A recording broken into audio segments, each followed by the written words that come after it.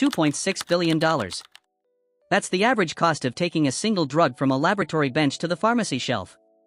12 years of research. Tens of thousands of patients in clinical trials. And a failure rate of 90%. But when one of those molecules works, it doesn't just save lives. It saves entire companies. It reshapes economies. And it generates more money than some nations. In the pharmaceutical industry, there's a term for this: a blockbuster. A blockbuster is any drug that exceeds $1 billion in annual sales. It's not just a medicine. It's a money machine with an expiration date. Today we're going to dissect 5 of these molecules. 5 compounds that changed medicine, disrupted global markets, and in one case, triggered one of the most devastating public health crises of the 21st century. Because behind every pill, there is a story of science, power, and money. Number 5, semaglutide, usually known as Ozempic. Denmark. A country of 5.9 million people. And since 2023, also the country where a single company, Novo Nordisk, accounts for 50% of the national stock index. That company makes semaglutide, the molecule behind Ozempic and Wegovy. And it has changed the economy of an entire country. Semaglutide is a GLP-1 receptor agonist. It mimics a gut hormone that regulates appetite, blood glucose, and gastric emptying. It was designed for type 2 diabetes. But in clinical trials, patients were losing weight. A lot of weight. The SURMOUNT trial program showed body weight reductions of up to 15 to 22%. Numbers medicine had never seen from a non-surgical intervention. Adoption was explosive. In 2023, Novo Nordisk billed over $21 billion from semaglutide. The company surpassed LVMH, the luxury giant, in market cap, and became the most valuable company in Europe. But there's more. Recent studies point to cardiovascular benefits, reduced inflammation, and potential applications in addiction treatment and cognitive decline. Semaglutide could be the first multi-purpose molecule of the 21st century. The problem: demand is brutally outpacing supply. There's a global shortage. Diabetic patients, the original indication, are competing with obesity patients. And the price in the US exceeds $900 a month without insurance. Novo Nordisk is investing over $6 billion to expand manufacturing capacity. But the exclusivity window has a clock. Semaglutide patents will begin expiring around 2026. The patent cliff is coming. And this time, it will be higher than ever. Number 4, oxycodone, in the OxyContin presentation. 1995, Purdue Pharma launches OxyContin, a controlled-release formulation of oxycodone, a powerful opioid derived from morphine. The promise was revolutionary: a 12-hour painkiller for chronic pain, with low addiction risk. That promise was a lie.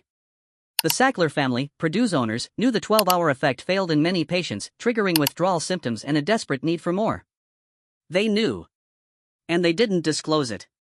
Instead, they trained their sales force to downplay addiction risk with physicians. They paid prescribers to write more. They attacked the chronic pain market with an aggressiveness unprecedented in pharmaceutical history. The result: more than 500,000 overdose deaths in the United States between 1999 and 2019. A public health crisis that devastated entire communities, especially rural ones. From a market intelligence perspective, OxyContin is a textbook case of what not to do: short-term revenue maximization with zero reputational or ethical risk management. In 2019, Purdue Pharma filed for bankruptcy amid thousands of lawsuits.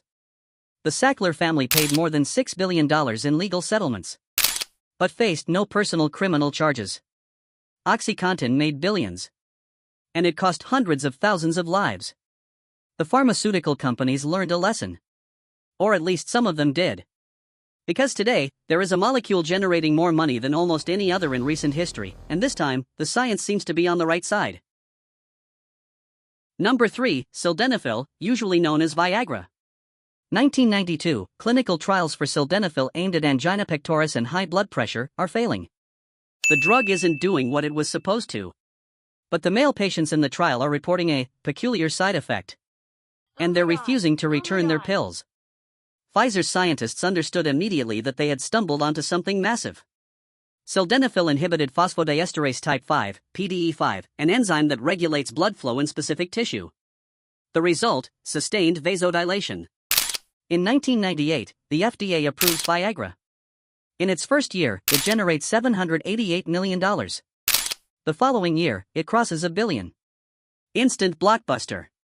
What makes Viagra unique isn't just the molecule. It's the market it created. Pfizer invented an entirely new category, the lifestyle drug. You're not treating an acute disease. You're treating a chronic condition of well-being. This changed the logic of the entire industry. If you can turn an everyday condition into a medical indication requiring a prescription, you have a market of hundreds of millions of people. And sildenafil today has additional legitimate medical uses, pulmonary arterial hypertension, where it also saves lives. Number 2, atorvastatin, created by Pfizer. 1996, Pfizer launches a molecule called atorvastatin. The little yellow pill the world would come to know as Lipitor. Statins are inhibitors of a key enzyme in cholesterol synthesis, HMG-CoA reductase. In plain terms, they cut off the supply line to bad cholesterol. The market already existed. Merck had its own statin. But Pfizer did something different. They bet on the mass market. They funded studies proving clinical superiority. They built a sales force that saturated doctors' offices worldwide. And it worked. At its peak, Lipitor was generating $13.7 billion a year. It was, quite literally, the best-selling drug in human history. But every patent has an expiration date. In 2011, Lipitor's patent fell. And within months, generics flooded the market at 80% less. Pfizer's sales collapsed 60% in a single year. The industry calls this the patent cliff, and it is the existential fear of every pharmaceutical company. Lipitor proved something brutal: you can build the most successful drug on the planet, and your competitive advantage still has an expiration date. What Pfizer learned from Lipitor was that they needed to diversify. And while their scientists were puzzling over a failed cardiac trial, something unexpected was about to change the world in a way nobody had planned. Now, if atorvastatin and sildenafil were small molecules, synthetic compounds made in a lab, what comes next is something completely different. A molecule so complex it can't even be manufactured chemically. Number 1, adalimumab, created by AbbVie. Adalimumab, sold as Humira, is not a chemical molecule. It's a protein. A fully human monoclonal antibody engineered to block an inflammatory cytokine called TNF-alpha. TNF-alpha is a messenger in the immune system that, when dysregulated, attacks the body's own tissues. The result: rheumatoid arthritis, psoriasis, Crohn's disease, ulcerative colitis. AbbVie approved Humira in 2002. What followed was extraordinary. In 2022, Humira generated $21.2 billion in a single year. It is the best-selling biological drug in history. Why is it so hard to compete with Humira?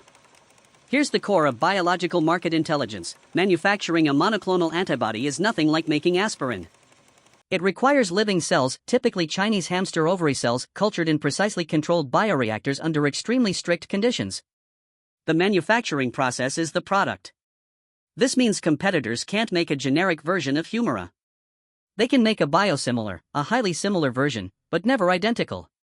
And proving that therapeutic equivalence requires years of trials and hundreds of millions in investment. AbbVie also built a wall of 136 patents around Humira, covering manufacturing processes, formulations, and injection devices. A legal strategy so aggressive it delayed U.S. biosimilar entry until 2023. Meanwhile, AbbVie printed money for 2 decades. Lipitor redefined the mass market.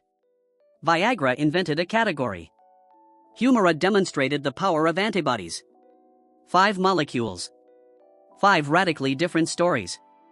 Lipitor democratized cardiovascular prevention, but its collapse exposed the fragility of the model. Viagra reminded us that markets are created by human needs, medical or otherwise. Humira proved that biology and patent law can build walls higher than any competitor.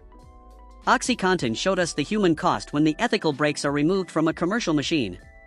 And semaglutide is rewriting in real time what it means to treat obesity and, incidentally, the economy of a country. But all 5 share the same central dilemma: how much is a life worth, and who gets to set that price? The pharmaceutical industry today faces what analysts call the Great Patent Cliff. More than 200 blockbuster drugs will lose protection before 2030. Dapagliflozin, palbociclib, empagliflozin, pembrolizumab. Companies need to replace trillions in revenue. The response will be more mergers and acquisitions. More bets on biologics and gene therapy, where biosimilars take longer to arrive. And more pressure on regulators to approve faster. The next blockbuster is already sitting in a laboratory somewhere. Maybe in a bioreactor in Massachusetts. Maybe in an AI startup designing proteins from scratch. And when it arrives, it will raise the same old questions. How much did it cost to develop? Who can afford it? And how many years of exclusivity before the market democratizes it? The molecules that printed money aren't just scientific triumphs. They are the most honest mirror we have of the system that created them. If this analysis was useful, you know what to do. And if you want us to go deeper on the business model of a specific pharma company or on gene therapy as the next great market, let me know in the comments. See you in the next one.